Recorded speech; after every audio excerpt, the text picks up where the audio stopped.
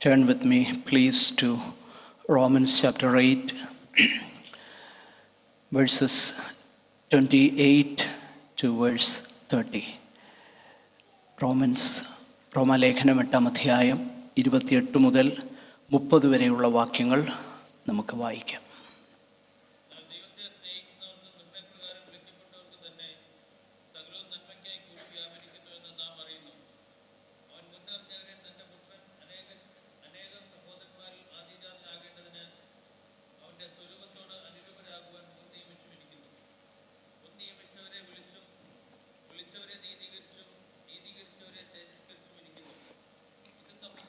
മതിയാ.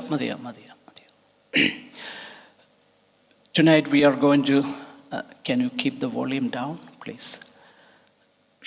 Tonight we are going to focus on verse 29.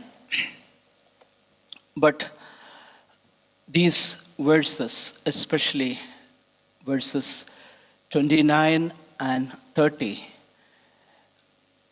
have been called by Reformed theologians as the golden chain of redemption or salvation.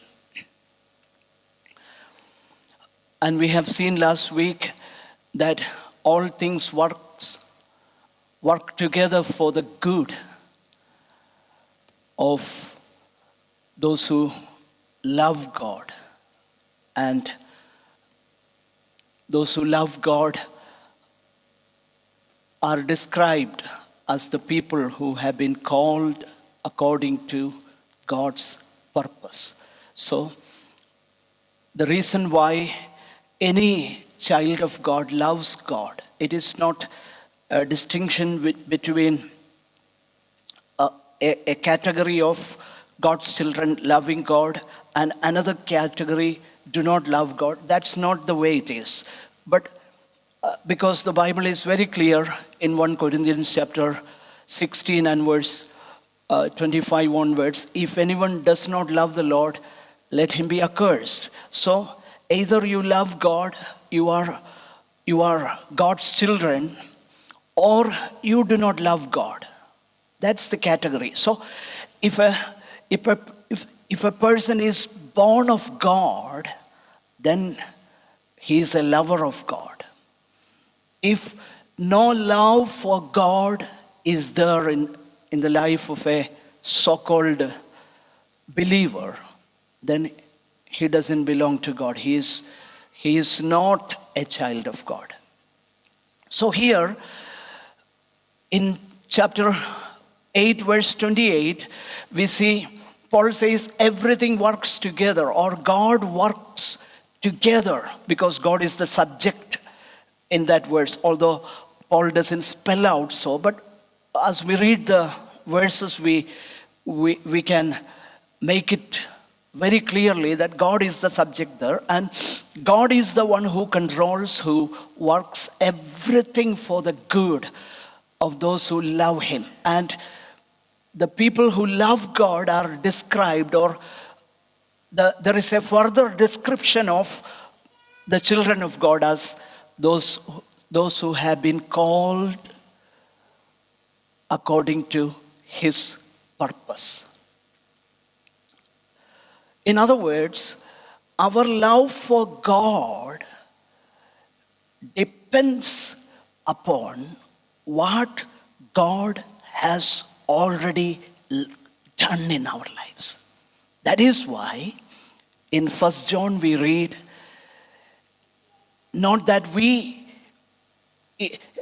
love him not in a vacuum, rather he first loved us. He first loved us, and therefore we love him. So everything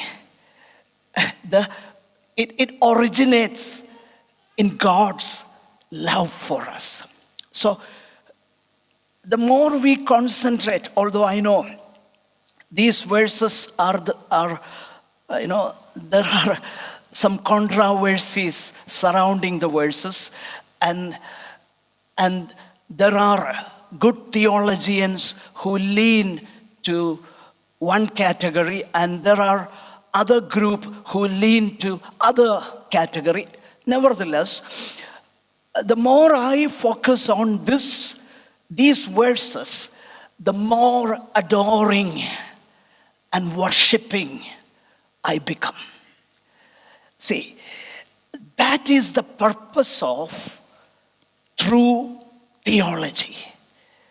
In other words, the right teachings or the right theology must always lead to doxology. Okay, മലയാളത്തിൽ പെട്ടെന്ന് ഒന്ന് പറഞ്ഞ് മുൻപോട്ട് പോകാം. 28 മുതൽ 30 വരെയുള്ള ആ വാക്യഭാഗങ്ങൾ നമ്മൾ ശ്രദ്ധിച്ചാൽ, ആ വേദഭാഗത്ത് പൗലോസ് പ്രധാനമായിട്ട് പറയുന്ന കാര്യം ഞാൻ പറഞ്ഞല്ലോ. 28, 29, 30 ആ വാക്യങ്ങൾ ഒരു യൂണിറ്റാണ്.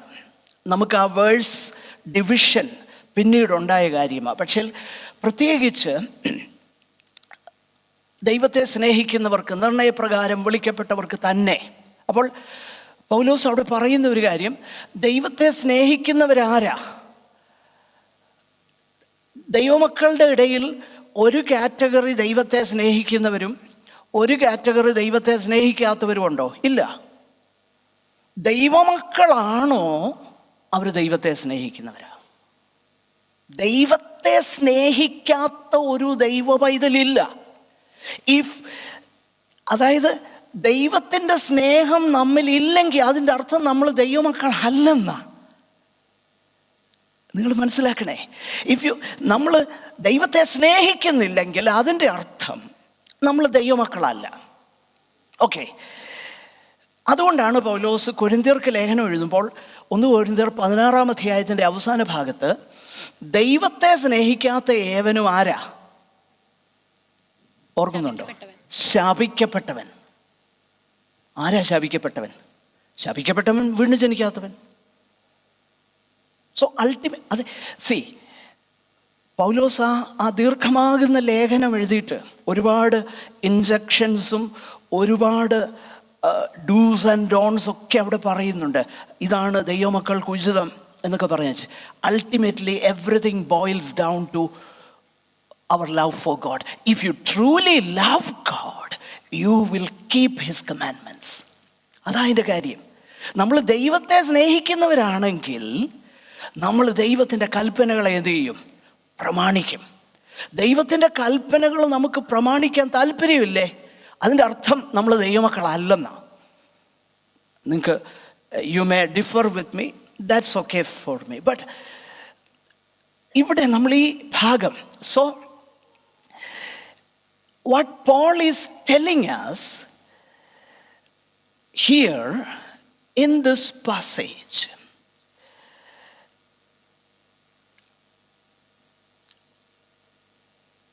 the good,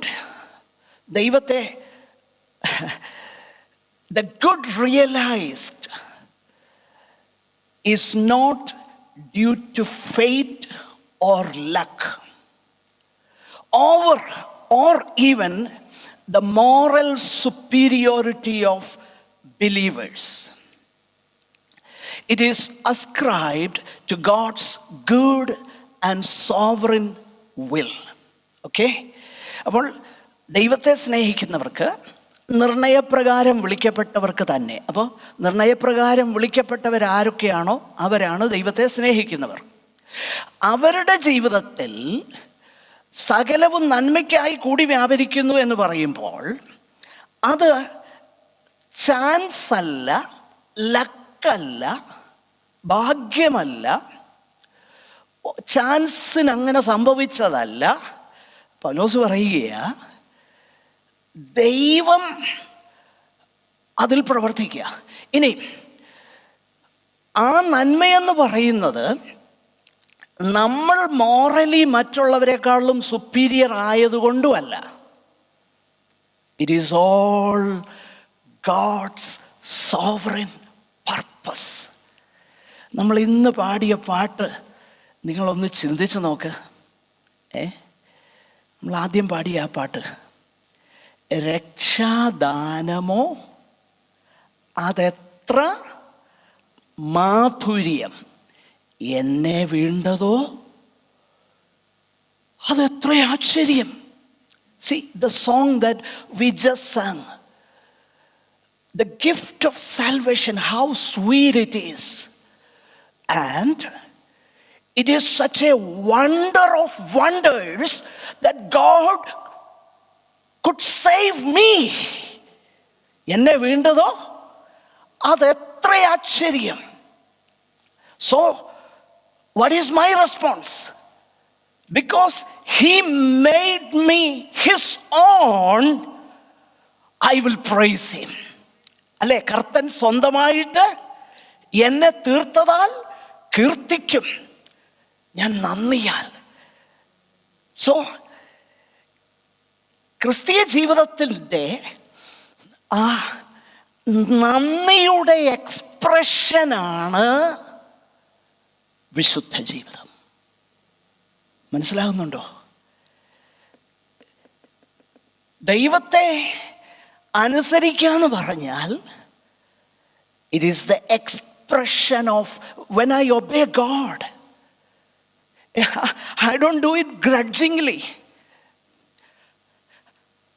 If I remember how sweet the salvation is, and if I ponder for a moment, it is a wonder of wonders that God saves me, then I will praise him. That's what. So ഈ വേദഭാഗം നിങ്ങൾ ശ്രദ്ധിക്കുക. And so what is the good? What is the good? It is not simply a random coming together of events. It is not random.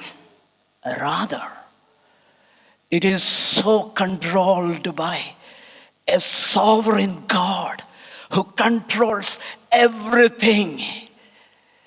Who controls everything. And therefore, if I am truly, the good he began in me, he will finish it. എന്നിൽ നല്ല പ്രവൃത്തിയെ തുടങ്ങിയവൻ ക്രിസ്തുയേശുവിൻ്റെ നാളോളം, Philippi ലേഖനം 1:6, അതിനെ എന്ത് ചെയ്യും? തികയ്ക്കും. Good. Okay, now let's focus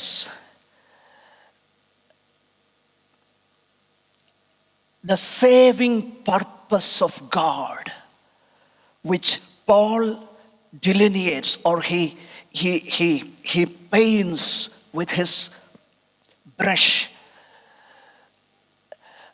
The saving purpose of God. And Paul writes that from the beginning to the consummation or the coming glory. പൗലോസ് ഈ ദൈവത്തിൻ്റെ രക്ഷാപദ്ധതിയുടെ അതിൻ്റെ ഓരോ പാദങ്ങളും നിത്യത, കഴിഞ്ഞകാല നിത്യത മുതൽ വരുവാനുള്ള നിത്യത വരെ, അതായത് വിളിച്ചവരെ നീതീകരിച്ചും നീതീകരിച്ചവരെ തേജസ്കരിച്ചുമിരിക്കുന്നു. അല്ലേ? മുൻ നിയമിച്ചവരെ വിളിച്ചു, വിളിച്ചവരെ വേഴ്സ് 30. മുൻ നിയമിച്ചവരെ വിളിച്ചും വിളിച്ചവരെ നീതീകരിച്ചും നീതീകരിച്ചവരെ തേജസ്കരിച്ചുമിരിക്കുന്നു. മുൻ നിയമനം. So let's look into this verse. Number 1, God's foreknowledge. മുന്നറിഞ്ഞവർ. Secondly, predestination. മുൻ നിയമിച്ചിരിക്കുന്നു. Thirdly, God's calling. ദൈവം വിളിച്ചു. Fourth, നീതീകരിച്ചു, justification. And finally, glorification, തേജസ്കരിച്ചുമിരിക്കുന്നു. ഓക്കെ, അപ്പം we have a doubt. Foreknowledge, predestination, calling, justification. Then right away Paul says glorification. So where is sanctification? We will come to that later. But here, let me give you, where is sanctification? In verse 29. അപ്പോൾ മുന്നറിഞ്ഞു, മുൻ നിയമിച്ചു, വിളിച്ചു, നീതീകരിച്ചു, തേജസ്കരിച്ചു. Okay, അപ്പോൾ ഈ 5 കാര്യങ്ങൾ പൗലോസ് പറയുമ്പോൾ അതിൻ്റെ ഇടയ്ക്ക് ഒരെണ്ണം മിസ് ചെയ്യുന്നു. നീതീകരണത്തിനും തേജസ്കരണത്തിനും ഇടയ്ക്ക് ഒരെണ്ണം. എന്താ? വിശുദ്ധീകരണം. എവിടെയാ വിശുദ്ധീകരണം? ആ വിശുദ്ധീകരണത്തെക്കുറിച്ചാണ് 29-ാമത്തെ വാക്യത്തിൽ പറയുന്നത്. എന്താണ് ആ വിശുദ്ധീകരണം? Note this one, verse 29. അവൻ മുന്നറിഞ്ഞവരെ തന്റെ പുത്രൻ അനേകം സഹോദരന്മാരിൽ ആദ്യജാതനാകേണ്ടതിന് അവന്റെ സ്വരൂപത്തോട് അനുരൂപരാകുവാൻ. സോ ക്രിസ്തുവിൻ്റെ സ്വരൂപത്തോട് അനുരൂപരാകുന്നതിന് പറയുന്ന പേരാണ് എന്ത്? വിശുദ്ധീകരണം. ഓക്കെ, വിശുദ്ധീകരണം എന്നൊക്കെ പറഞ്ഞു കഴിഞ്ഞാൽ ആരാണ്ട് വലിയ തപസ്സിരിക്കുന്ന, അല്ലെങ്കിൽ സ്റ്റെയിൻഡ് ഗ്ലാസ്സിലുള്ള വലിയ സെയിൻറ്റ് പാട്രിക് എന്നൊക്കെ വിളിക്കുന്ന ആൾക്കാരുടെ നോ. തൻ്റെ ആരെയാ? മുന്നറിഞ്ഞവർ, ദൈവത്തെ സ്നേഹിക്കുന്ന, നിർണയപ്രകാരം വിളിക്കപ്പെട്ട അവരെക്കുറിച്ചാണ് അവിടെ പറയുന്നത്. അവരെ തൻ്റെ പുത്രൻ്റെ സ്വരൂപത്തോട് അനുരൂപരാകുവാൻ മുൻ നിയമിച്ചിരിക്കുന്നു. So I don't know if time permits for me to explain everything, but let me try. Number 1, if you look at verse 29, first come a reference of those God foreknew. ആദ്യം പറയുന്ന കാര്യം മുന്നറിഞ്ഞവർ, മുന്നറിയുക. So what does it mean? The common meaning to foreknow is to know something before it happens. That is the common meaning. Okay? So the common meaning is to know something beforehand or in advance of its happening. മുന്നറിഞ്ഞവരെ എന്ന വാക്ക് നമ്മൾ എടുക്കുമ്പോൾ അതിൻ്റെ പൊതുവായ അർത്ഥം ഒരു കാര്യം സംഭവിക്കുന്നതിന് മുൻപ് അത് മുൻകൂട്ടി അറിയുക എന്നുള്ളതാണ്. So therefore, since this is the common meaning, there are the servants of the Lord, eminent servants of the Lord, both ancient and modern. They have concluded that God foresees who will believe, and that this foreknowledge is the basis of his predestination. In other words, God knows, since God knows everybody, he knows everyone around the world,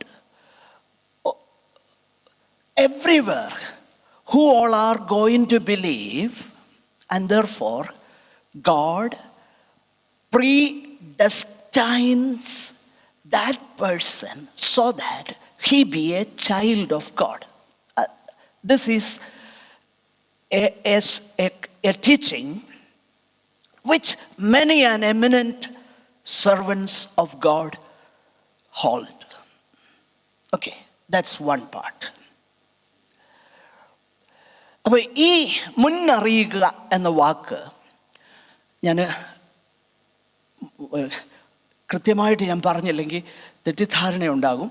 അതുകൊണ്ട് രണ്ട് ഭാഷയെ പറയുമ്പം ആ രണ്ട് ഭാഷ അറിയാവുന്നവർക്ക് ഒന്നുകൂടെ ക്ലിയറായിട്ട് മനസ്സിലാവും. എന്നാൽ മലയാളത്തിൽ ഇംഗ്ലീഷിലോ മലയാളത്തിലോ ഞാൻ പറയുമ്പോൾ അത് കൂടുതൽ നിങ്ങൾ ശ്രദ്ധിച്ചിരുന്നാൽ അത് കൂടുതൽ മനസ്സിലാവും. എൻ്റെ വൈഫ് എന്നോട് പറയാറുണ്ട്, ബൈബിൾ ക്ലാസ് ആണെങ്കിലും സൺഡേ അല്ലേ പോലെ പറയണമെന്ന്. പക്ഷേ എനിക്ക് അങ്ങോട്ട് പറ്റുകയില്ല.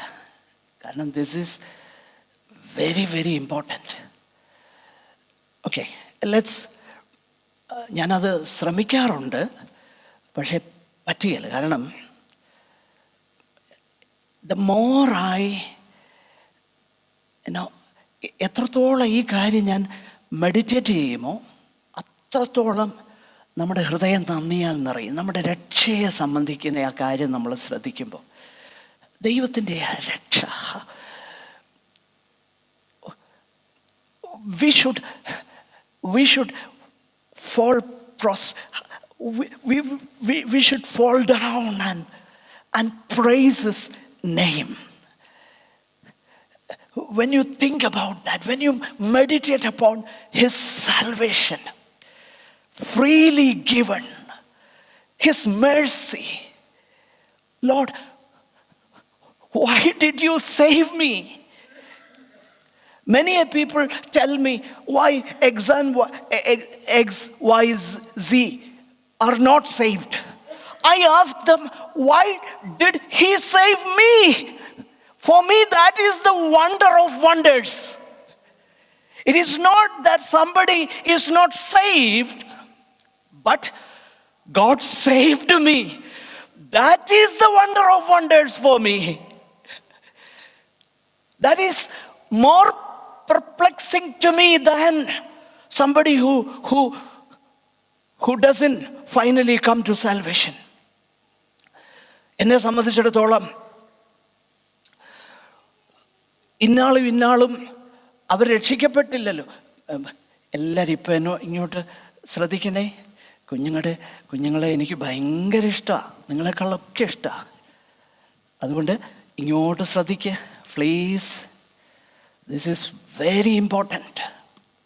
നമ്മുടെ രക്ഷയെക്കുറിച്ചാണ് പറയുന്നത്. അപ്പം നമ്മൾ പറഞ്ഞു വരുന്നത് എന്താ? മുൻകൂട്ടി മുന്നറിയുക.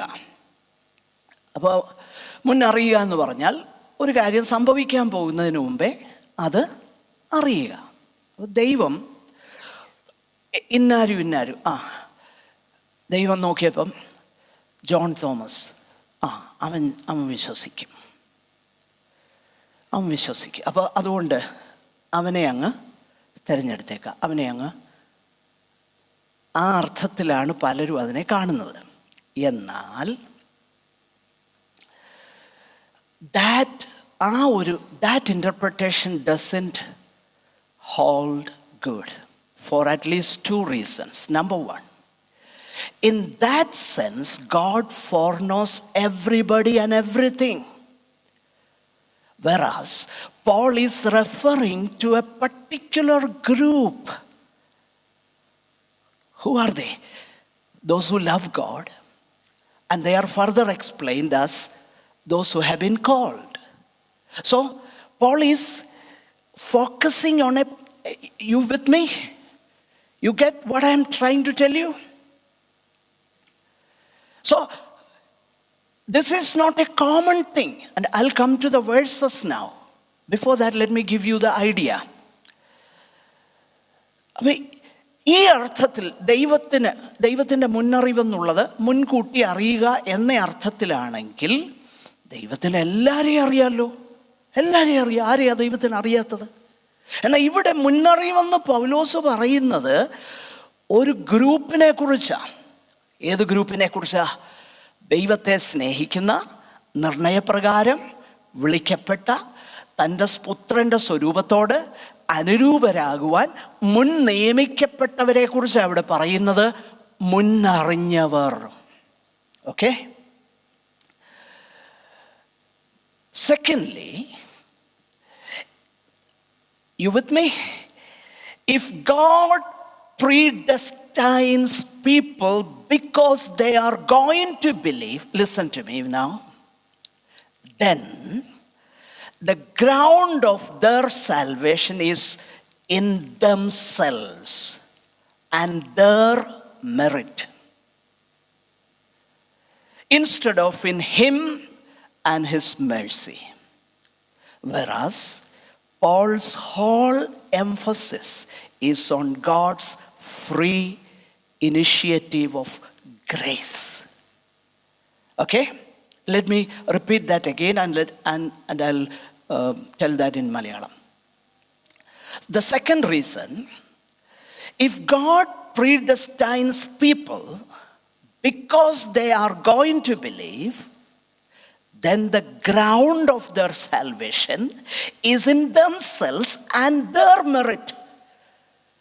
When I go to heaven, I can turn around and tell, oh God, thank you. You saved me. But you knew that I would believe. But the song they are going to sing in heaven is not that one. Apostle John says, salvation belongs to the Lord. അവരെന്നാ പാടാൻ പോകുന്നതെന്നറിയാമോ? രക്ഷ ദൈവത്തിനുള്ളത്. Okay, now so രണ്ടാമത്തെ കാര്യം, ഈ ദൈവം മുന്നറിഞ്ഞവർ എന്ന് പറയുന്നത്, അവരെ മുൻ നിയമിച്ചു എന്ന് പറയുമ്പം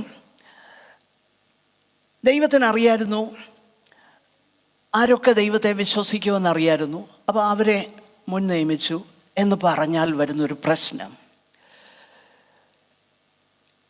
അവിടെ എൻ്റെ രക്ഷയുടെ അടിസ്ഥാനം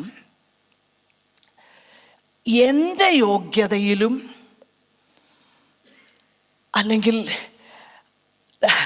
എന്താ പറയുന്നേ, എൻ്റെ യോഗ്യതയിലാണ് എൻ്റെ രക്ഷയുടെ അടിസ്ഥാനം ഇരിക്കുന്നത്. കാരണം ഞാൻ ബിലീവ് ചെയ്തു, ഞാൻ വിശ്വസിക്കുന്നു, അതുകൊണ്ടാണ്. എന്നാൽ ഇവിടെ നമ്മൾ ശ്രദ്ധിച്ചാൽ ദൈവത്തിൻ്റെ കരുണയെക്കുറിച്ചും ദൈവത്തിൻ്റെ കൃപയെക്കുറിച്ചും ദൈവത്തിൻ്റെ ആ വലിയ നമ്മോടുള്ള ദയയെക്കുറിച്ചുമാണ്, അല്ലെങ്കിൽ കൃപയെക്കുറിച്ചാണ് പൗലോസ് പറയുന്നത്. കൃപയെന്ന് പറഞ്ഞാൽ എന്താ? Undeserving. And not only that, the Hebrew meaning or the Hebrew word to know, that word expresses much more than an intellectual knowledge. It expresses the meaning of relationship, care and affection. ദൈവവചനം നമ്മൾ പരിശോധിച്ചാൽ, അറിയുക എന്ന് പറഞ്ഞാൽ മനുഷ്യൻ്റെ, നമ്മളിങ്ങനെ പറയാറുണ്ടല്ലോ, ദൈവം അറിയാതെ ഒന്നും എൻ്റെ ജീവിതത്തിൽ സംഭവിക്കുന്നില്ലെന്ന് പറഞ്ഞാൽ എന്നാ നമ്മൾ അർത്ഥമാക്കുന്നത്? എന്നാ അർത്ഥമാക്കുന്നത്? എന്തോ അർത്ഥമാക്കുന്നത്? ദൈവത്തിന് അറിയായിരുന്നത് അല്ല. നമ്മൾ പറയാം എനിക്കറിയായിരുന്നു അങ്ങനെ വരുമെന്ന്. അത് ആ അർത്ഥത്തിലാണോ? ദൈവം അറിയാതെ ഒന്നും സംഭവിക്കുകയില്ലെന്ന് പറഞ്ഞാൽ നമ്മൾ എന്താ അർത്ഥമാക്കുന്നത്? പറ. ദൈവത്തിൻ്റെ പ്ലാൻ, ദൈവം അറിയാതെ എൻ്റെ ജീവിതത്തിൽ ഒന്നും സംഭവിക്കുന്നില്ലെന്ന് പറഞ്ഞാൽ ദൈവത്തിൻ്റെ പദ്ധതി അതല്ലേ? So to know, the word know in the Bible, when it concerns God and His people, not the common human knowledge, rather when God says I know, it simply means I care for you, I love you, and I set my affection on you. I'll give you the verses. അപ്പോൾ ഇവിടെ ദൈവം അറിയുക എന്ന് പറഞ്ഞാൽ അതിൻ്റെ അർത്ഥം കേവലം ബുദ്ധിപരമായിട്ട് മനുഷ്യൻ അറിയുന്ന പോലെ ഒരു കാര്യം അറിഞ്ഞെന്നല്ല അതിൻ്റെ അർത്ഥം. നേരെ മറിച്ച് വ്യക്തിപരമായിട്ടുള്ള ദൈവത്തിൻ്റെ കരുതൽ, പരിചരണം, വാത്സല്യം, ബന്ധം, ഇതെല്ലാം അതിനകത്ത് ഉൾക്കൊണ്ടിരിക്കുന്നു. And that is why in the Hebrew Bible, there are many verses. For example, if you look at Psalm number 1 and verse 6, the Lord knows the way of the righteous. What does it mean? It simply means God cares for the righteous. അല്ലേ?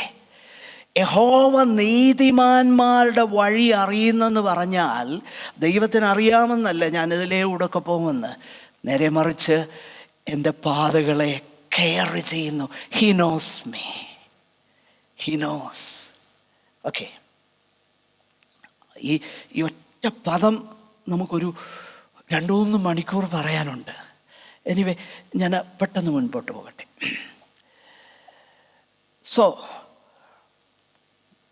when God knew the children of Israel in the desert, what is meant is that he cared for them. That's the meaning. For example, Hosea 13 and verse 5. It was I who knew you in the wilderness. Okay. നിന്നെ മേയിച്ചു എന്ന് മലയാളത്തിൽ എനിക്കൊന്ന്, ഞാൻ മരുഭൂമിയിൽ ഏറ്റവും വരണ്ട ദേശത്ത് തന്നെ നിന്നെ മേയിച്ചു. അതിന്റെ മുകളിലത്തെ വാക്യം ഒന്ന് നോക്കാം. നിന്റെ ദൈവമായ യഹോവ ഞാനാകുന്നു, എന്നെ അല്ലാതെ വേറൊരു ദൈവത്തെയും നീ അറിയുന്നില്ല. ഇനി അടുത്തത്, ഞാനല്ലാതെ ഒരു രക്ഷിതാവില്ലല്ലോ. It was I who knew you in the wilderness. I don't know ട്രാൻസ്ലേഷനിൽ അതെന്ത് പറ്റിയെന്ന് എനിക്കറിയില്ല. മരുഭൂമിയിൽ ഞാനാണ് നിന്നെ അറിഞ്ഞത്. ഓക്കെ, ഇനി അത് മാത്രമല്ല. അപ്പോൾ so when you speak about God knowing the people of Israel, it means God, Yahweh, loved, chosen them and formed a covenant with the people of Israel. That's the meaning. So when God tells us that he knew them, it simply means that he loved them, he chose them, and he formed a covenant with them. That is the meaning.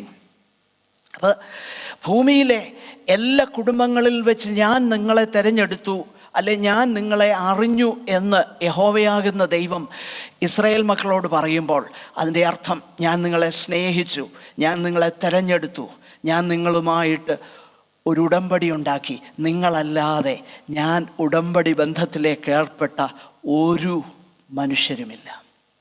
Can you also read Amos chapter 3 and verse 2? Amos 3:2. ഭൂമിയിലെ സകല വംശങ്ങളിലും വെച്ച് ഞാൻ നിങ്ങളെ മാത്രം തിരഞ്ഞെടുത്തിരിക്കുന്നു. മലയാളത്തിൽ വന്നേക്കുന്നത് ഞാൻ നിങ്ങളെ മാത്രം തിരഞ്ഞെടുത്തിരിക്കുന്നു. എന്നാ ഇംഗ്ലീഷ് ശ്രദ്ധിച്ചേ. You only have I non of all the families of the earth. അതിൻ്റെ മീനിങ് ആ സത്യത്തിൽ മലയാളത്തിൽ പറഞ്ഞേക്കുന്നേ. അതായത് ഭൂമിയിലെ സകല വംശങ്ങളിൽ വെച്ച് ഞാൻ നിങ്ങളെ മാത്രം അറിഞ്ഞിരിക്കുന്നു, അതുകൊണ്ട് ഞാൻ നിങ്ങളുടെ അകൃത്യങ്ങളെയൊക്കെയും നിങ്ങളിൽ സന്ദർശിക്കും. മലയാളത്തിൽ നിങ്ങളെ ഞാൻ അറിഞ്ഞിരിക്കുന്നു, അതുകൊണ്ട് ഞാൻ നിങ്ങളുടെ അകൃത്യങ്ങളൊക്കെ നിങ്ങളിൽ സന്ദർശിക്കുമെന്ന് പറഞ്ഞാൽ നമുക്കൊരു പക്ഷേ മനസ്സിലാകത്തില്ലായിരിക്കും. അതുകൊണ്ടാണ് തിരഞ്ഞെടുത്തിരിക്കുന്നു, ഞാൻ നിങ്ങളെ തിരഞ്ഞെടുത്തു, നിങ്ങളെ എൻ്റെ സ്വന്തമാക്കി, അതുകൊണ്ട് നിങ്ങളുടെ അകൃത്യങ്ങളൊക്കെ നിങ്ങളിൽ സന്ദർശിക്കും. You only have I non. So to know, it is not simply to know beforehand, knowing in advance before it happens. Rather, it is choosing in advance. For example, Jeremiah chapter 1 and verse 5. യെരമ്യാവിൻ്റെ പ്രവചനം 1-ാം അധ്യായം 5-ാം വാക്യം ഒന്ന് വായിച്ചേ. നിന്നെ ഉദരത്തിൽ ഉരുവാക്കുന്നതിന് മുൻപേ ഞാൻ നിന്നെ അറിഞ്ഞു. നീ ഗർഭപാത്രത്തിൽ നിന്ന് പുറത്തു വന്നതിന് മുൻപേ ഞാൻ നിന്നെ വിശുദ്ധീകരിച്ചു. പ്രവാചകനാകുന്ന യെരമ്യാവിനോട് പറയാ, നീ ഉദരത്തിൽ ഉരുവാകുന്നതിന് മുൻപേ ഞാൻ നിന്നെ അറിഞ്ഞു. I knew you. And before you were born, നീ ഗർഭപാത്രത്തിൽ നിന്ന് പുറത്തു വന്നതിന് മുമ്പേ ഞാൻ നിന്നെ വിശുദ്ധീകരിച്ചു. പോൾ എന്താ ഇത് എംഫസൈസ് ചെയ്ത് പറയുന്നതെന്നറിയോ? അതിനൊരു കാരണമുണ്ട്. നിങ്ങൾ ആ വേദഭാഗം നിങ്ങളുടെ മനസ്സിൽ ഇരിക്കുമ്പോൾ തന്നെ, when you keep that verse in your mind, let's come also to Galatians chapter 1. Galatians chapter 1.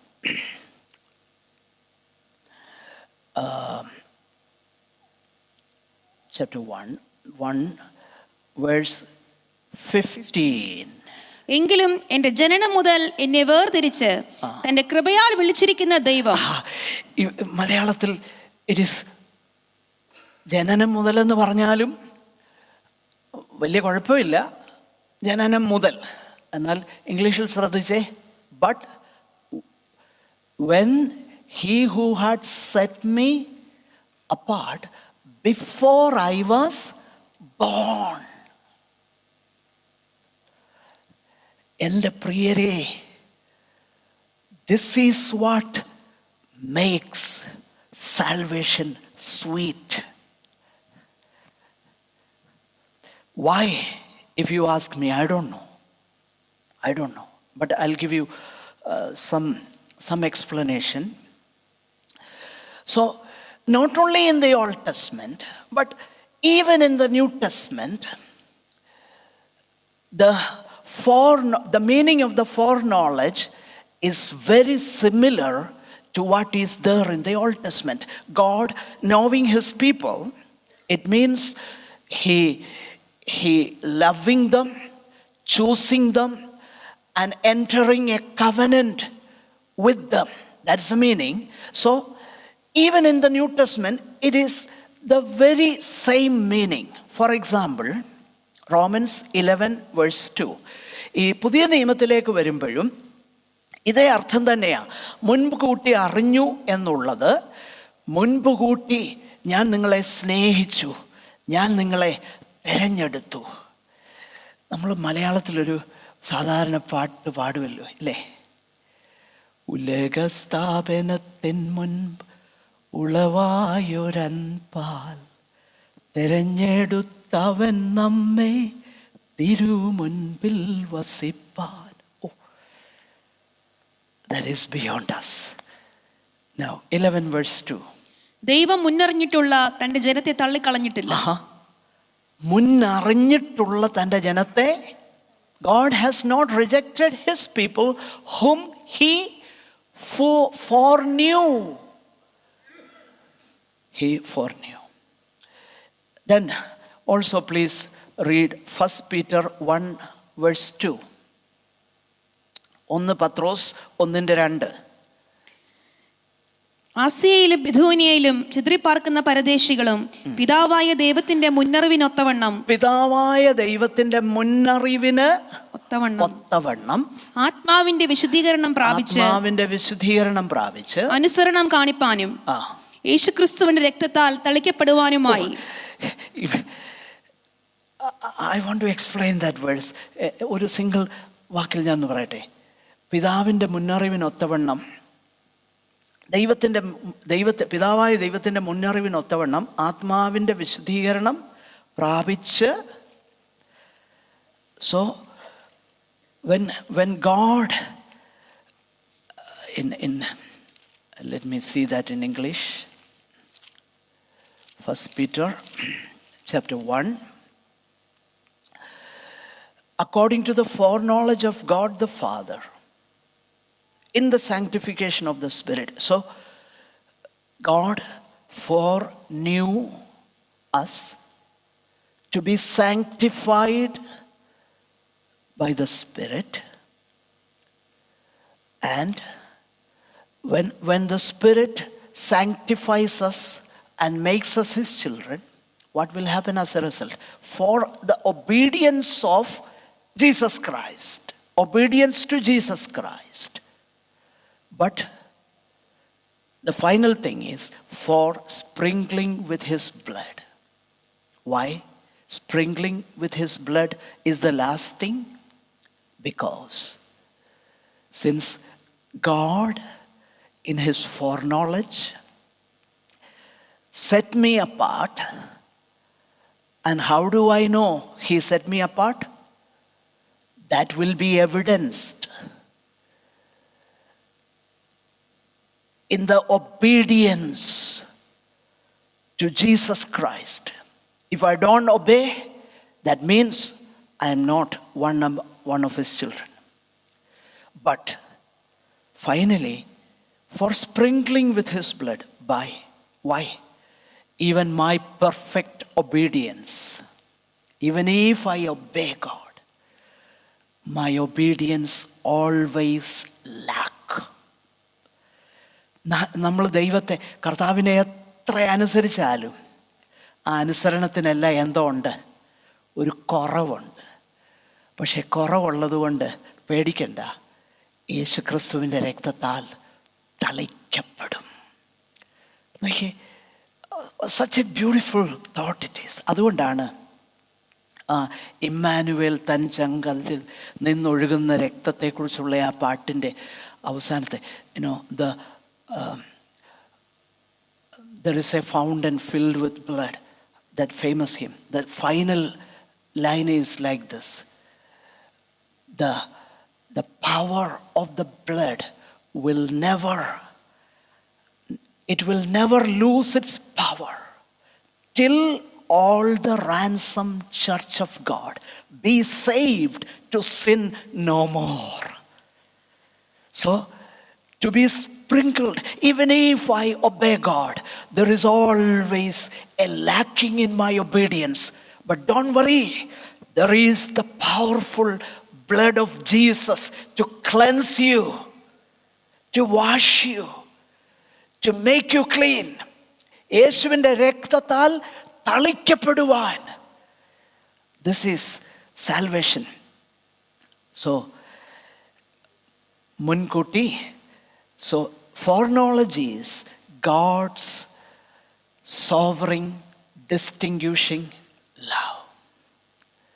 And that is why in book of Deuteronomy, chapter 7, verse 7 and 8, ആവർത്തന പുസ്തകം. അപ്പോൾ മുന്നറിഞ്ഞു എന്നതിൻ്റെ അർത്ഥം ദൈവം എന്നെ മുൻ സ്നേഹിച്ചു എന്നാണ്. അതുകൊണ്ടാണ് ആവർത്തന പുസ്തകത്തിൽ 7-ാം അധ്യായം 7-ാം വാക്യവും 8-ാം വാക്യവും ഒന്ന് വായിച്ചോളൂ. നിന്റെ ദൈവമായ യഹോവയ്ക്ക് നീ ഒരു വിശ്രജനമാകുന്നു. ഭൂതലത്തിലുള്ള സകല ജാതികളിലും വെച്ച് നിന്നെ തനിക്ക് സ്വന്തം ജനമായിരിക്കേണ്ടതിന് നിന്റെ ദൈവമായ യഹോവ തിരഞ്ഞെടുത്തിരിക്കുന്നു. നിങ്ങൾ സംഖ്യയിൽ സകല ജാതികളെക്കാളും പെരുപ്പമുള്ളവരാകൊണ്ടല്ല. പറഞ്ഞാൽ അതിൻ്റെ അർത്ഥം എന്നാ? നിന്നെ തിരഞ്ഞെടുത്തത് നിന്നിൽ എന്തെങ്കിലും കണ്ടിട്ടൊന്നും അല്ലെന്നാണ് അതിൻ്റെ അർത്ഥം. മനസ്സിലാവുന്നുണ്ടോ? നിങ്ങൾ സംഖ്യയിൽ see what does Moses tell them? It is not that God chose you not because something in you are not such a numerous people, you are not such great people.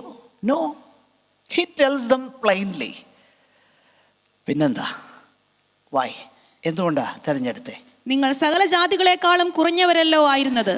നിങ്ങൾ സകല, അതിന് മുകളിൽ നിങ്ങളെ പെരുപ്പമുള്ളവരാകൊണ്ടല്ല, യഹോവ നിങ്ങളെ പ്രിയപ്പെട്ട് തിരഞ്ഞെടുത്തു. യഹോവ നിങ്ങളെ പ്രിയപ്പെട്ട് തിരഞ്ഞെടുത്തു. But it is because the Lord, the previous verse, can you show me? It was not because you were more in number than any other people that the Lord set his love on you and chose you, for you were the fewest of all peoples. Why did he choose Israel? Only one answer: because he loved. Verse 8. യഹോവ നിങ്ങളെ സ്നേഹിക്കുന്നത് കൊണ്ടും നിങ്ങളുടെ പിതാക്കന്മാരോട് താൻ ചെയ്ത സത്യം പാലിക്കുന്നത് കൊണ്ടും അത്രേ യഹോവ നിങ്ങളെ ബലമുള്ള കയ്യിൽ പുറപ്പെടുവിച്ചു. He loved you. യഹോവ നിങ്ങളെ സ്നേഹിക്കുന്നുണ്ട്. If that is the case with the people of Israel, then what about us? Ephesians chapter 1 and verse 4. നാം തന്റെ സന്നിധിയിൽ വിശുദ്ധരും നിഷ്കളങ്കരുമാകേണ്ടതിന് അവൻ ലോകസ്ഥാപനത്തിന് മുൻപേ നമ്മെ അവനിൽ തിരഞ്ഞെടുക്കുകയും. ഓക്കെ, അപ്പൊ അവിടെ ഒന്ന് നിൽക്കണേ.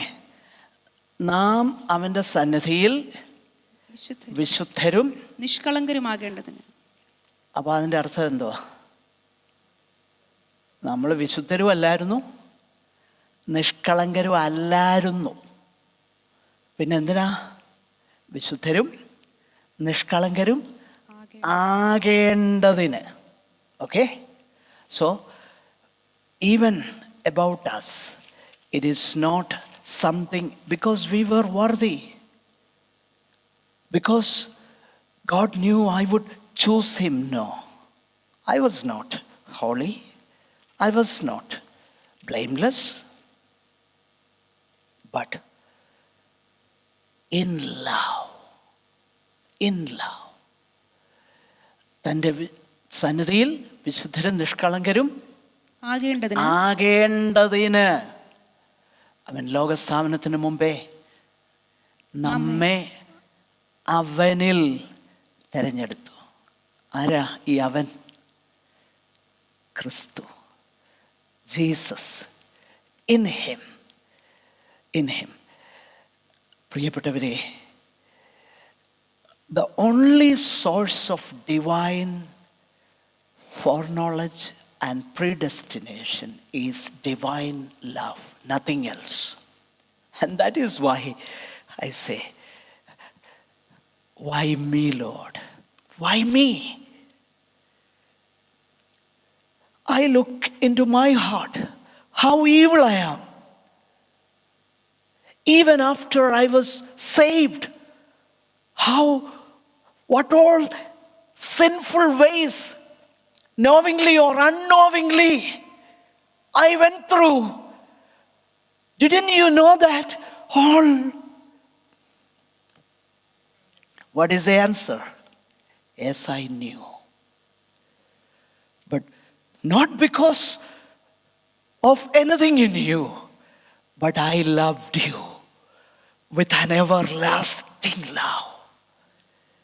പ്രിയപ്പെട്ടെ, അതുകൊണ്ടാണ് ഞാൻ പറഞ്ഞത്, ഈ വേദഭാഗം എന്നെ സംബന്ധിച്ചിടത്തോളം ഇത് കോൺട്രവേഴ്സി അല്ല.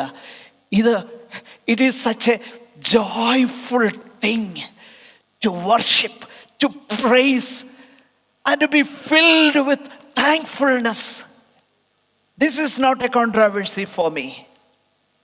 The more I meditate on the foreknowledge and predestination of God, the more I humble my life before him. Lord, you knew what all things I was going to do even after you saved me. Can't we say that? അല്ലേ? നമുക്കിതൊക്കെ പറയത്തില്ലേ?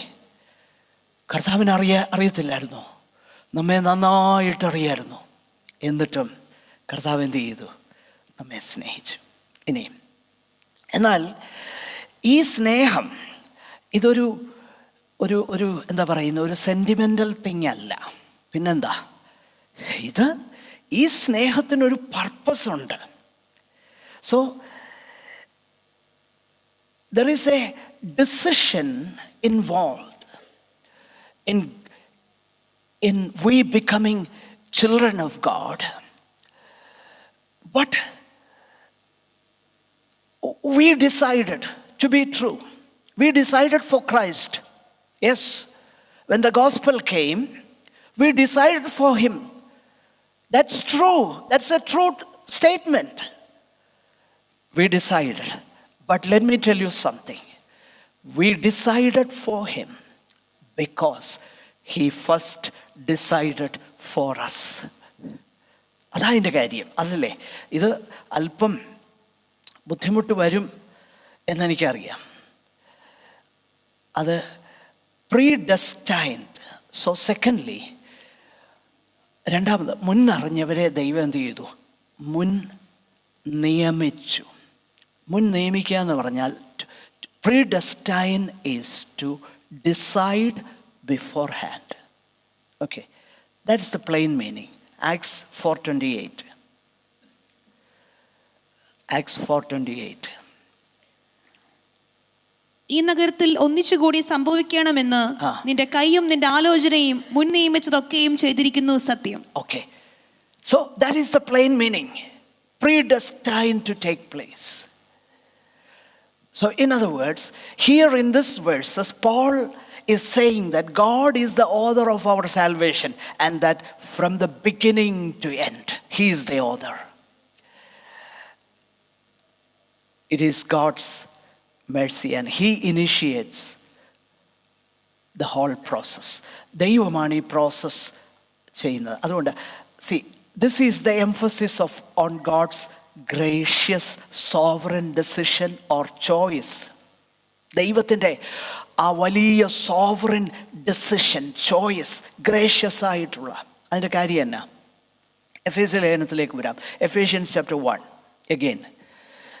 Can we read verse 5, verse 9, verse 11? നമ്മെ അവനിൽ തിരഞ്ഞെടുക്കുകയും തിരുഹിതത്തിന്റെ പ്രസാദ പ്രകാരം. Okay, തിരുഹിതത്തിന്റെ പ്രസാദം, his will, his pleasure. Then verse 9. അവനിൽ താൻ മുൻ നിർണയിച്ച തന്റെ പ്രസാദത്തിന് തക്കവണ്ണം, തന്റെ his pleasure, നോക്കിയേ, മുൻ നിർണയ തന്റെ പ്രസാദത്തിന് തക്കവണ്ണം തന്റെ ഹിതം. And verse 11. അവനിൽ നാം അവകാശവും പ്രാപിച്ചു തന്റെ ഹിതത്തിന്റെ ആലോചന പോലെ. തന്റെ ഹിതത്തിന്റെ ആലോചന, according to the purpose of him who works all things according to the counsel of his will. So his will, his pleasure, his purpose, and that is traced back even before the creation of the world, before time began. 1 Corinthians 2 and verse 7. 1 Corinthians 2:7. ദൈവം ലോക സൃഷ്ടിക്ക് മുൻപേ നമ്മുടെ തേജസ്സിനായി മുൻ നിയമിച്ചതും മറഞ്ഞിരുന്നതുമായ. Look at that. ദൈവം ലോക സൃഷ്ടിക്ക് മുമ്പേ നമ്മുടെ തേജസ്സിനായി എനിക്കറിയാം നിങ്ങൾക്ക് ഈ വിഷയം മുൻനിർണയം എന്നൊക്കെ പറയുമ്പോൾ ഒത്തിരി സംശയങ്ങളൊക്കെ വരും. അതൊക്കെ തൽക്കാലം അവിടെ നിൽക്കട്ടെ, നമുക്കത് പിന്നീട് ഡീൽ ചെയ്യാം. നമ്മുടെ തേജസ്സിനായി മുൻ നിയമിച്ചതും മറഞ്ഞിരുന്നതുമായ ദൈവത്തിൻ്റെ ജ്ഞാനമത്രേ മർമ്മമായി ഞങ്ങൾ പ്രസ്താവിക്കുന്നത്. 2 തിമോത്തിയോസ് 2 Timothy 1:9 and 10. 9 and 10. അവൻ നമ്മെ രക്ഷിക്കുകയും വിശുദ്ധ വിളി കൊണ്ട് വിളിക്കുകയും ചെയ്തു, നമ്മുടെ പ്രവൃത്തികൾ നിമിത്തമല്ല. ചെയ്തത്, അവൻ നമ്മെ രക്ഷിക്കുകയും വിശുദ്ധ വിളി കൊണ്ട് വിളിക്കുകയും. അപ്പോൾ he called, വിളിച്ചവരെ നീതീകരിച്ചു. അപ്പോൾ നമ്മളെ വിളിച്ചത് വിശുദ്ധ വിളി കൊണ്ട് വിളിക്കുകയും ചെയ്തത് നമ്മുടെ പ്രവൃത്തികൾ നിമിത്തമല്ല. ഞാൻ പ്രവർത്തിക്കുമെന്ന് കണ്ടിട്ടൊന്നുമല്ല, പിന്നെന്താ?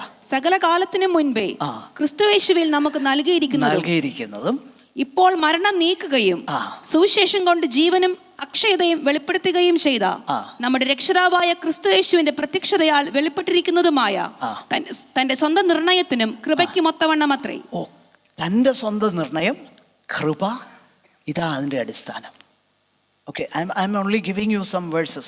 Can you read Revelation chapter 13 and verse 8? ലോകസ്ഥാപനം മുതൽ അറുക്കപ്പെട്ട കുഞ്ഞാടിന്റെ ജീവപുസ്തകത്തിൽ പേരെഴുതിയിട്ടില്ലാത്ത ഭൂവാസികളെയൊക്കെയും അതിനെ നമസ്കരിക്കും. ESV has it in the correct meaning, because everyone whose name has not been written before the foundation of the world in the book of life. എന്നാൽ ഇവിടെ ലോകസ്ഥാപനം മുതൽ അറുക്കപ്പെട്ട, അവിടെ കുഞ്ഞാട് ലോകസ്ഥാപനം മുതൽ അറുക്കപ്പെട്ടു എന്നൊരർത്ഥം വേണമെങ്കിൽ അവിടെ വരാം. പക്ഷെങ്കിൽ 17:8 വായിച്ചേ. 17:8. Can you? നീ കണ്ട മൃഗമോ ഉണ്ടായിരുന്നതും ഇപ്പോൾ ഇല്ലാത്തതും ഇനി അഗാധത്തിൽ നിന്ന് കയറി നാശത്തിലേക്ക് പോകുവാൻ ഇരിക്കുന്നതുമാകുന്നു.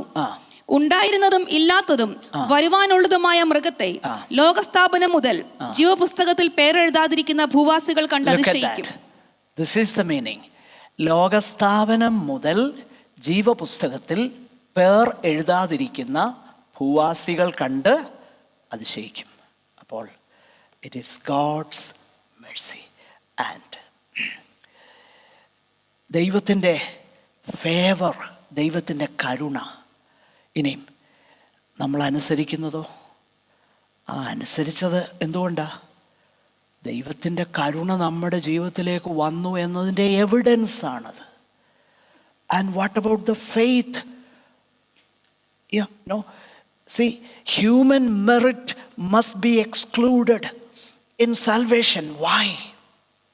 Because even our obedience is simply the evidence of His grace.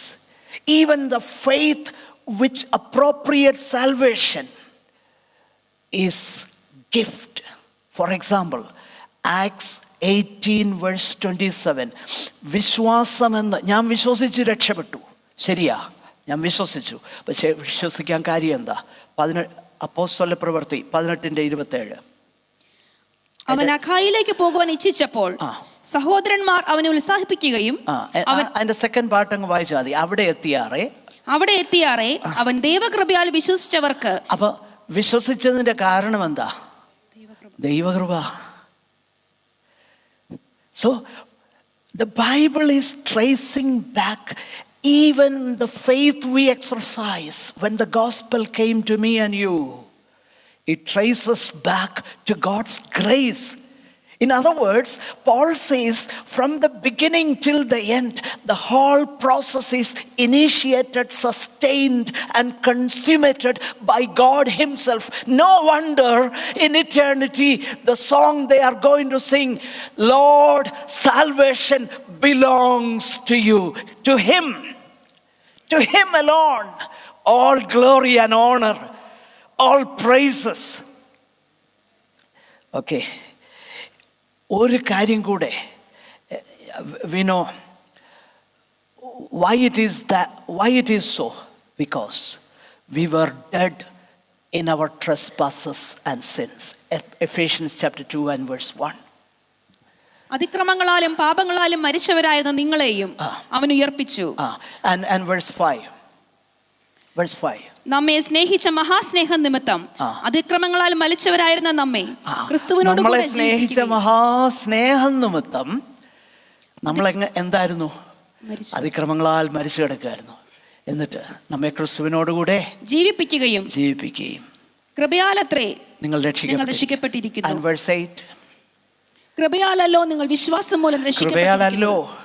Don't think വിശ്വാസം മൂലം നിങ്ങൾ രക്ഷിക്കപ്പെട്ടു. എന്നിട്ട് അടുത്തത്, അതിനും നിങ്ങൾ കാരണമല്ല. നിങ്ങൾ വിശ്വസിച്ചു എന്നുള്ളത് ശരിയാ, പക്ഷെ അതിന് നിങ്ങൾ എന്തല്ല കാരണമല്ല, അത് ദൈവത്തിന്റെ ദാനമത്രയാകുന്നു. ദൈവത്തിന്റെ ദാനം.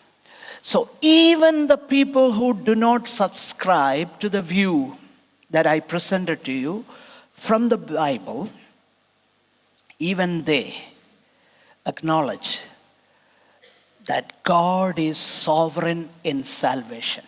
Why? Two things. This is not my idea, and I have a very good, beautifully written book, which is Evangelism and the Sovereignty of God by J.I. Packer. It is a very beautiful, young people, thinking people, if you want to clear some doubts on these, you can grab a copy of it. Evangelism and the Sovereignty of God by J.I. Packer. It is available in Kurum. You can go pick up that book. Very beautifully. I have that book with me. Not physical book, but in soft copy I have.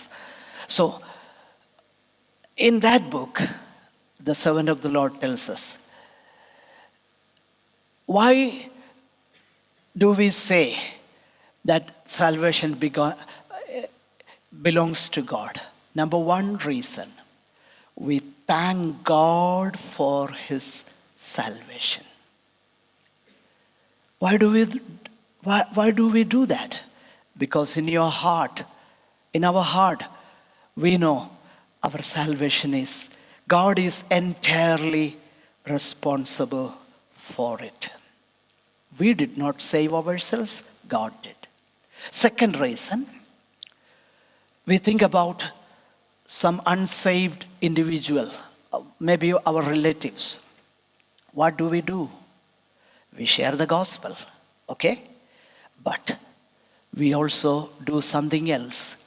We pray for that person. Why do we do that? Even if I share the gospel, it is God, the Holy Spirit, convicts a person. So, even if we disagree on certain things, we agree when we are on our knees. Number one, we thank God for our salvation. We thank God. Secondly, we pray for the salvation of others. പ്രിയപ്പെട്ടവരെ, ഈ കാര്യമാണ് Paul ഇവിടെ പറയുന്നത്. ഇനിയും ഇതെല്ലാം ഞാൻ എത്ര വിവരിച്ചാലും അതിൻ്റെ മിസ്റ്ററീസ് അങ്ങനെ തന്നെ നിൽക്കും. Even if we explain all these things, the mysteries remain there. I cannot explain it adequately. Even the great, wonderful, godly servants of the Lord could adequately explain it. I acknowledge that. But there are two practical purposes. Number one is, why? Number one is, God's eternal purpose for His people is that we should become like Jesus. അപ്പം ഇവിടെ ശ്രദ്ധിച്ചേ, ആ കാര്യം കൂടെ പറഞ്ഞ് ഞാൻ അവസാനിപ്പിക്കാം. നാം അവൻ മുന്നറിഞ്ഞവരെ, ആ വാക്യം റോമൻസ് 8:29. അവൻ മുന്നറിഞ്ഞവരെ തന്റെ പുത്രൻ അനേകം സഹോദരന്മാരിൽ ആദിജാതനാകേണ്ടതിന് അവന്റെ സ്വരൂപത്തോട് അനുരൂപരാകുവാൻ മുൻ നിയമിച്ചിരിക്കുന്നു. ഒന്നാമത് ഈ മുന്നറിഞ്ഞതിന്റെ പർപ്പസ് എന്താ? പ്രാക്ടിക്കലി ഇപ്പോൾ പറയുന്നത് എന്താ? പുത്രന്റെ സ്വരൂപത്തോട് അനുരൂപരാകാൻ വേണ്ടിയാ. അതാണ് പ്രിയപ്പെട്ടവരെ, നമ്മളെ ദൈവം വിളിച്ചതാണോ? ദൈവത്തിൻ്റെ പർപ്പസ് എന്താ? യേശുവിനോട് അനുരൂപപ്പെടുക അല്ലെങ്കിൽ വിശുദ്ധീകരിക്കപ്പെടുക എന്നുള്ളതാണ്. അത് കുറഞ്ഞൊരു കാര്യം ഇല്ല. We should be in no doubt as to the high standard that Paul sets before his people. That is conformity to Jesus Christ. So God foreknew me. He predestined me. Why? To be conformed. Not for a mediocre Christian life. ഒരു പൊത്തുവരുത്തമായിട്ട് പേരിനൊരു ക്രിസ്ത്യാനിയായിട്ട് ജീവിക്കാനല്ല, ക്രിസ്തുവിനോട് അല്ലെങ്കിൽ ആദ്യജാതനോട് അനുരൂപപ്പെടുവാൻ വേണ്ടിയിട്ടാണ്. ഇതൊരു പ്രോസസ്സാണ്. ആ process നാം അതേ പ്രതിമയായിട്ട് രൂപാന്തരപ്പെടുകയാണ്. Being transformed. ഫൈനലി നമ്മൾ ട്രാൻസ്ഫോം ആകും. 1 John 3:2 നമ്മൾ അവനോട് കംപ്ലീറ്റ്ലി സദൃശ്യം. We will be totally conformed to him someday, but now we are being conformed to the image of. So that is the practical purpose. And the second purpose is that he might be the firstborn among the family. അതായത് യേശു ഈ കുടുംബത്തിലെ ജ്യേഷ്ഠ സഹോദരൻ, ആ ജ്യേഷ്ഠ സഹോദരനോട് അനുരൂപപ്പെടുന്നു. നമ്മുടെ കണ്ണുകളെ അടയ്ക്കാം. I know there may be questions, but apart from that, why don't we just focus on God's mercy, His love, His care? Oh, what a wonderful thing is this. എന്തോ ഒരു അത്ഭുതകരമാകുന്ന കാര്യമാണ്. ദൈവം നമ്മളെ സ്നേഹിച്ചു. ദൈവം എന്നെ സ്നേഹിച്ചല്ലോ. ലോകസ്ഥാപനം മുതൽ എന്നെയും കണ്ടല്ലോ. ലോകത്തിൽ വന്നു താൻ ജീവനെ തന്നല്ലോ. ദൈവത്തിൻ്റെ മഹാസ്നേഹം എന്നെയും തേടി വന്നല്ലോ. പ്രിയപ്പെട്ടവരെ, ഇതിനൊരു പ്രാക്ടിക്കൽ സൈഡൂടെയുണ്ട്. എന്താണെന്നറിയാമോ? We have to tell, proclaim. അതൊരു വലിയ ചോദ്യം. അങ്ങനെയാണെങ്കിൽ എന്തിനാണ് സുവിശേഷം പറയുന്നതെന്ന് ചിലർ. ബട്ട് സുവിശേഷം നമ്മൾ ഓൾ ദ മോർ പറയണം. അതിൻ്റെ കാര്യം എന്നാ? സുവിശേഷം എന്ന മീൻസിലാണ്, ആ മാധ്യമത്തിലാണ് ദൈവം ഞങ്ങളുടെ പ്രസംഗത്തിൻ്റെ ഭോഷത്വം കൊണ്ട് ചിലരെ രക്ഷിപ്പാൻ ദൈവത്തിന് കരുണ തോന്നിയെന്ന് അപ്പോൾ പറയുന്നത്. He preached, he believed in this doctrine, he preached everywhere of Christ. So the more you meditate on this, the more you want to share your faith. ചിലർ പറയുന്നതെന്നറിയാം, ഇത് ചിന്തിച്ച് കഴിഞ്ഞാൽ പിന്നെ സുവിശേഷം no, that's not the way. കർത്താവ് പറഞ്ഞു, നിങ്ങൾ സകല ജാതികളെയും ശിഷ്യരാക്കാനാണ് പറഞ്ഞത്. എല്ലാവരോടും പോയി സുവിശേഷം പറയാനാ.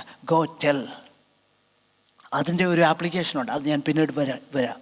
എന്നാൽ ലെറ്റ് മീ കൺക്ലൂഡ്. നമ്മുടെ രക്ഷാദാനത്തിനായി ദൈവത്തിന് എപ്പോഴും നന്ദിയുള്ളവരായിരിക്കാം. കർത്താവ് അനേകരെ രക്ഷിക്കേണ്ടതിനായി പ്രാർത്ഥനയിൽ നമുക്ക് ദൈവത്തോട് അപേക്ഷിക്കാം. കർത്താവ് ഈ വചനങ്ങളാൽ നമ്മെ അനുഗ്രഹിക്കട്ടെ. സഹോദരന്മാർ, എല്ലാവർക്കെങ്കിലും ഒരാൾക്ക് പ്രാർത്ഥിച്ച് അവസാനിപ്പിക്കാം.